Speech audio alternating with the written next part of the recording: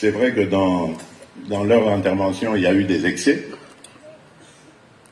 mais vous devez aussi comprendre que nous avons une police qui pendant 18 ans a été vidée de sa substance. On recrutait des jeunes gens qu'on habillait en uniforme sans formation, sans rien du tout, et qu'on envoyait comme ça au casse-pipe, comme on dit, pour faire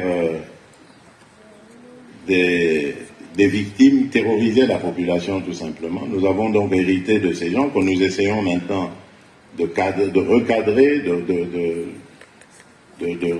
renforcer les capacités, etc.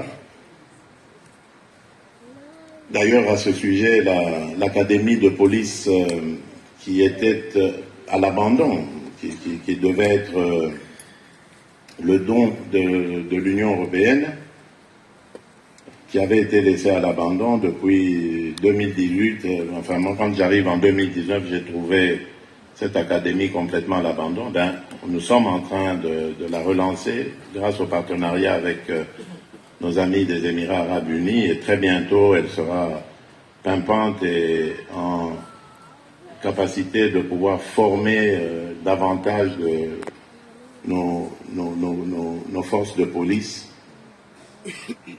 Et donc cette police, disais-je, toujours pas très au fait des choses, a été poussée quand même à bout par une meute de gens qui avaient été embrigadés, payés, peut-être même drogués, on le saura peut-être avec les enquêtes, pour provoquer la police, agresser la police. Résultat, nous avons 27 agents de police qui ont été blessés, certains même laissés pour morts. J'ai été les visiter, j'en sais quelque chose.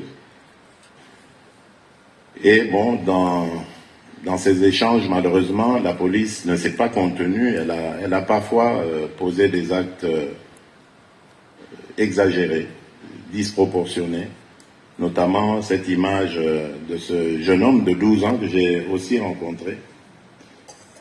C'est vrai, on peut se poser la question de savoir qu'est-ce qu'il faisait là. Je lui ai demandé ça aussi. À cet âge, pourquoi est-ce qu'il avait par devers lui